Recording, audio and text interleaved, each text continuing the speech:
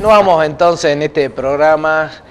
Jorge, continuar con la pregunta que había quedado pendiente. Sí, con respecto a lo que es ya lo que estamos esperando, lo que vamos a tener que esperar en el futuro, de los futuros ancianos o de las personas mayores. Y todo se basa en qué es lo que está ocurriendo actualmente. Actualmente hay muchísima drogadicción, en droga y también en lo que es, siempre vemos en los diarios, en la televisión, personas muy jóvenes que tienen el hábito de beber en exceso.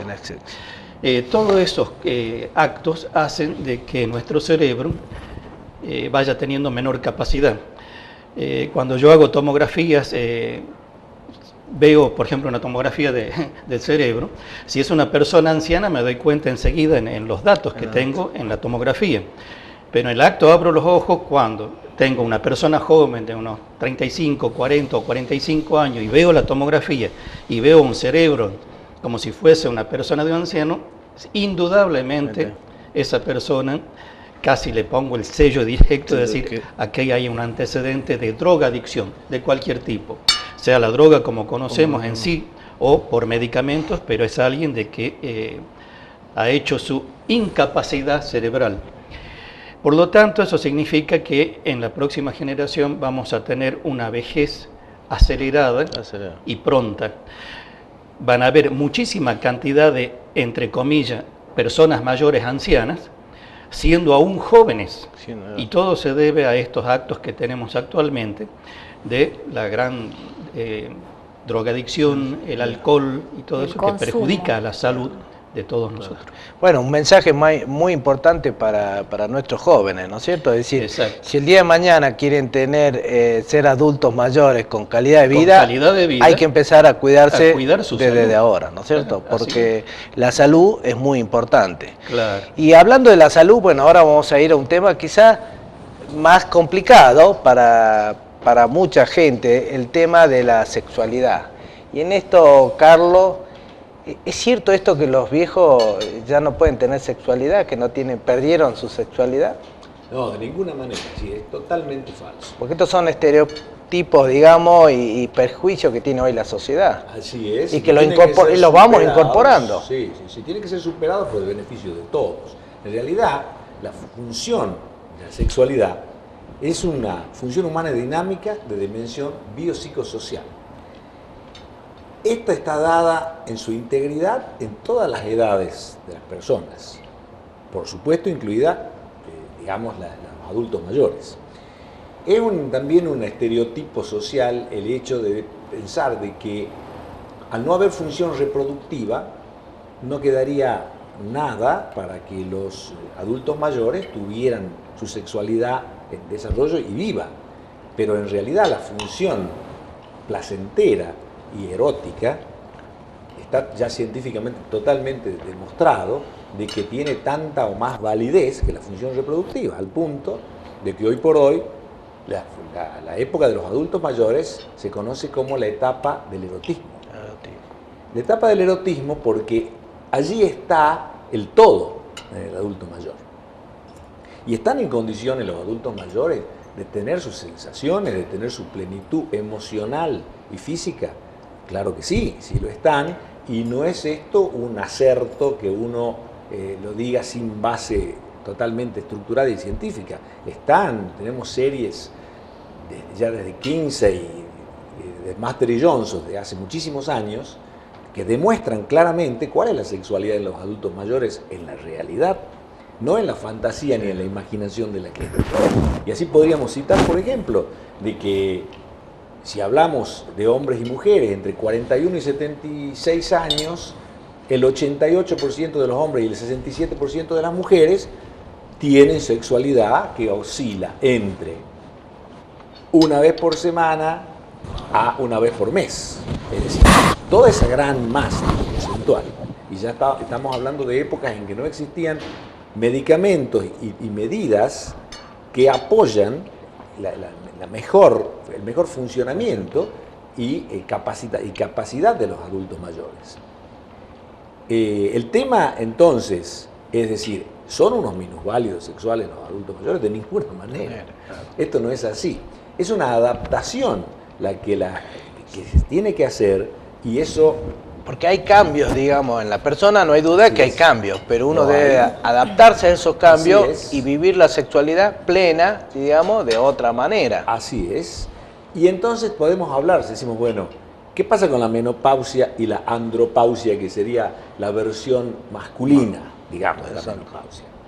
Pero la menopausia es una situación momentánea en donde hay una deprivación de hormonas y se deja de funcionar una parte del aparato reproductivo, que sería eso lo que quedaría fuera de acción, es decir, la reproducción. Pero no porque la reproducción terminó, queda lesionada para nada la placerización, el erotismo y, digamos, lo que es la calidez y la vivencia emocional. Todo queda como está, y simplemente es una adaptación con el paso del tiempo y con el criterio y la maduración de las personas. Exacto. En cuanto a la menopausia y en cuanto a la andropausia, ¿qué es la andropausia?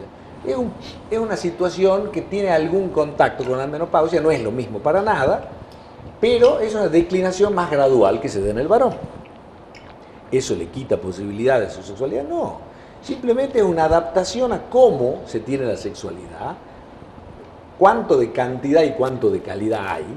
La calidad por lo general mejora, la cantidad disminuye, pero todo esto da un contexto en que las personas, los adultos mayores, pueden seguir de acuerdo a lo que fueron, porque ya hablábamos fuera de cámara, nadie es lo que no fue. Es decir, aquel que vivió su sexualidad en forma natural, satisfactoriamente, es capaz de seguirlo haciendo. Y de esa manera, le da a su vida una plenitud y una... Mayor sentido. Mayor sentido y, digamos, se mantiene vivo, vigente, con su autoestima intacta y con una armonía, si tiene su pareja en mejor edad, perfecto, y si no la tuviera, sigue viviendo, que alguien que se queda, digamos, amputado, que se queda sin la posibilidad de seguir viviendo su sexualidad, se sentiría realmente enfermo. Es decir, pierde su salud. Es decir, que lo importante que es la información. Es decir, yo digo, cómo uno, cuando habla de planificar nuestro retiro laboral, habla de planificar todo. Es decir, qué actividad voy a desarrollar, qué voy a hacer para sentirme bien, ya sea en un proyecto laboral que puedo tener posterior a mi retiro, porque recordemos que retirarnos del trabajo o de nuestra etapa laboral es un retiro que nos permite cobrar un sustitutivo de nuestro salario, que puede ser el 70%, puede ser el 80%, pero nos permite ahora, con más tiempo, empezar a hacer aquellas cosas que habíamos dejado pendientes. Y con buena información, desde lo que puedo hacer, desde mi capacidad de conocimiento y de mi capacidad sexual, es decir, matar estos mitos que digamos que los viejos no pueden tener sexualidad, o que es malo ver dos personas ancianas teniendo una actitud así amorosa, que a veces da a decir, qué viejo verde, ese digamos, el estereotipo que pone la sociedad, ¿no? Qué importante es poderlo, tener la información, conocerlo, consultar esto y saber que desde la ciencia nos pueden ayudar en este tema. Absolutamente, sí. Es más, la educación sexual tiene distintos estamentos. Algunos de ellos, y no solo los interesados y la gente, cada uno de los individuos que tiene que seguir viviendo, sino aquellos que están encargados de la sociedad, de atenderlos en su salud, de atender a la formación de la gente y que entienda que el adulto mayor, el viejo, digamos, es alguien que vive y que sigue siendo parte de la sociedad y viviendo la totalidad. Así, por ejemplo, en los consultorios médicos generalistas, no es tan frecuente que se pregunte por la sexualidad a la gente. Claro. ¿Por qué no? Porque el médico en general está acostumbrado a preguntar por las dolencias, no por sus placeres, ni por sus vivencias de otro tipo. Y este es un tema que deben incorporar. Los profesionales de la salud, los profesionales de digamos, de la apoyo, educación de la educación, tienen que entender todas esas cosas para poder hacérselos entender a los demás. Mire los si no años, los entienden primero. perdón, mire los años que hemos tardado para tener una ley que hable sobre educación sexual. Correcto. Comenzar desde los primeros niveles a educar sobre la educación sexual. Y estamos en pañales con eso, porque a pesar de que existen las leyes, la concreción de esas leyes, el desarrollo está con unos tropiezos, una dificultad. Y cuando hoy se habla de educación sexual, se habla de educación sexual de la adolescencia. Es decir, no creo que todavía en la educación se hable de la sexualidad de bueno, yo creo que el doctor Bamonde está dando buenas noticias a los adultos mayores, y también es nuestra obligación, ¿no es cierto?, informar, y esto sería como parte del plan de prevención de cuidado de la salud, ¿no es cierto?, que tenemos